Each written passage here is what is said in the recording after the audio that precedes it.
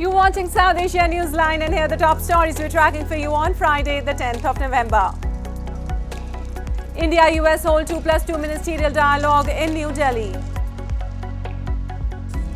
Undocumented Afghans go underground in Pakistan to avoid expulsion. And Sri Lanka balances polls and crisis recovery in 2024 budget deliberations.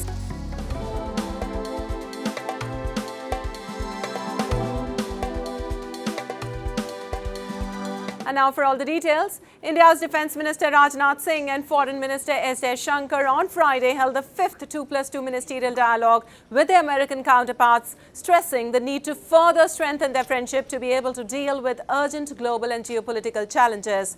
Highlighting the importance of the partnership between both the countries, Rajnath Singh in his remarks said the bilateral relationship is critical for ensuring a free, open and rules-bound Indo-Pacific region. Jaishankar said the dialogue will provide an opportunity to construct a shared global agenda. India-U.S. relations have steadily grown stronger on several fronts in the last 2 decades as Washington sees New Delhi as a key counterweight to China's dominance in the region. In the 2+2, we will undertake, as we have done before, a comprehensive overview of cross-cutting strategic defense and security ties, technology and supply chain collaborations, and people-to-people exchanges. Our meeting takes place even as we make rapid strides in all aspects of our bilateral agenda. Our trade is today in excess of $200 billion. FDI is rising in both directions. In the face of urgent global challenges, it's more important than ever that the world's 2 largest democracies exchange views, find common goals, and deliver for our people. We've made impressive gains in building our major defense partnership over the past year, and that will help us contribute even more together to the cause of peace and stability. Well, in a response to the death sentence handed over to 8 former Indian Navy personnel by the Qatar government for alleged espionage, India has submitted an appeal against the penalty, and the Indian embassy received another consular access on the 7th of November. Foreign Ministry spokesperson Arindam Bagchi on Thursday said that the judgment in the case is confidential and has only been shared with the legal team. He also urged everyone to refrain from any speculation due to the sensitive nature of the case. Earlier, Foreign Minister Jaishankar had assured all efforts would be done to secure their release. The former Navy officers, including decorated individuals, were working in Doha when they were arrested. India has called the ruling deeply shocking. Moving on, overnight rain in New Delhi and its suburbs brought some relief to the Indian capital on Friday, where authorities were mulling seeding clouds to improve the toxic air gripping the city. The AQI, which was between 400 to 500 for the past 7 days, indicating hazardous levels of pollution, dipped to around 120 in several areas following the intermittent rain. The Weather Department has also forecast light showers in neighbouring states of Punjab, Haryana and Rajasthan. बहुत अच्छा लग रहा है, pollution में एकदम से change आया है और ऑफ कोर्स दिवाली है, ऐसी बारिश हो गई है, इसीलिए हम लोग सुबह आए हैं सेलिब्रेट करने। इस बारिश को थोड़ा ये है कि जो दिल्ली में जो पॉल्यूशन थी उससे जो है थोड़ा सा मतलब जो है लोगों को ये जो है राहत मिली है, लेकिन जो है बारिश हुई उसके कारण जो है थोड़ा जो यहाँ जो रोड एरिया में जो है कूड़ा डाल देते हैं लोग, उसके कारण जो यहाँ पर जल भरा होता है, उससे जो है डेंगू के मच्छर जो है सबसे ज़्यादा जो है पैदा होता है, डेंगू होने का सबसे ज़्यादा खतरा होता है। And as parts of measures to control pollution, the Delhi government had earlier this week shut schools until 18th of November and said odd-even rule would be imposed after festival of Diwali, which sees bursting of firecrackers.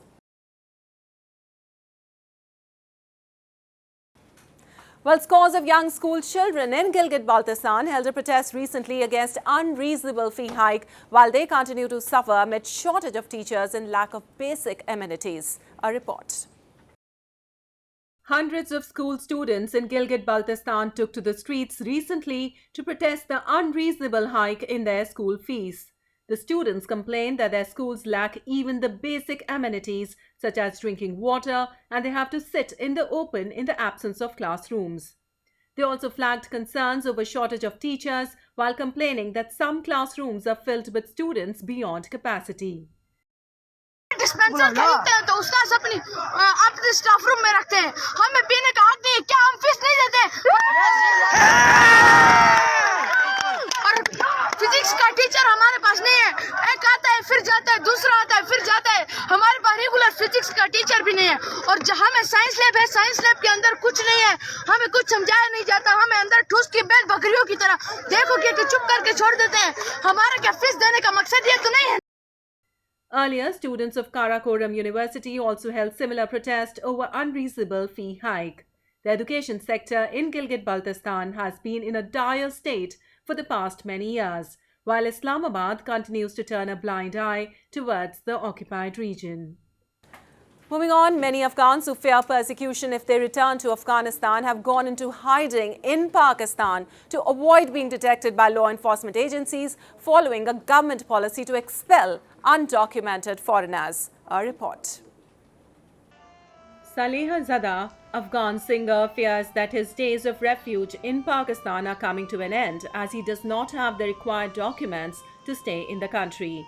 Many Afghans who fear persecution if they return to Afghanistan have gone into hiding in Pakistan to avoid being detected following a government policy to expel undocumented foreigners. Zada says he left Afghanistan after Taliban banned public music performances in the hope that he could get asylum in the US, Canada or Germany.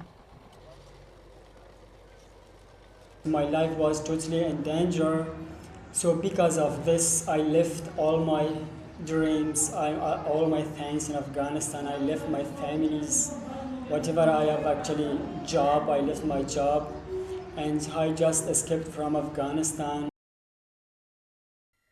Pakistan is home to over 4 million Afghan migrants, and refugees and Afghans make up the largest portion of migrants. Pakistan government has brushed off calls from the UN and Western embassies to reconsider the expulsion plan, saying Afghans have been involved in terror attacks and in crimes that undermine security. But right now, we don't know actually. Our future is totally unknown and we don't know, maybe we will arrest, maybe the police officer maybe will arrest us today or tomorrow or in the other days. We actually don't know about this case, but we hope that Pakistan never actually deport us, and they should cancel the deporting of Afghan refugees. And Sri Lankan President Ranil Wickremesinghe will seek to boost tax revenue and rationalise spending in the government's second full-year budget set to be announced on Monday, targeting a return to growth for the crisis-hit economy while keeping an eye on elections. Sri Lanka's economy shrank 7.8% in 2022, forcing it to default on its foreign debt. However, this year the economy has gradually stabilised, helped by a $2.9 million IMF bailout. But Wickremesinghe, who is also the country's finance minister, will have to contend with the dual challenges of raising revenue, essential to take forward the 4-year IMF program, while also maintaining public goodwill as he prepares to face presidential elections next year. Sri Lanka's central bank expects growth of 3.3% in 2024 after an economic contraction of 2% this year. And jewellery showrooms across India were seen buzzing with customers to Friday to purchase gold ornaments on the occasion of Dhanteras festival. Dhanteras, which falls 2 days before Diwali, the Hindu festival of lights, is the country's busiest gold buying day, as it is considered auspicious to buy precious metals and utensils. People on the occasion also buy gold coins with encrusted pictures of Lord Ganesha, the Hindu god of prosperity, and the goddess of wealth, Lakshmi, the prominent deities who are worshipped on Diwali.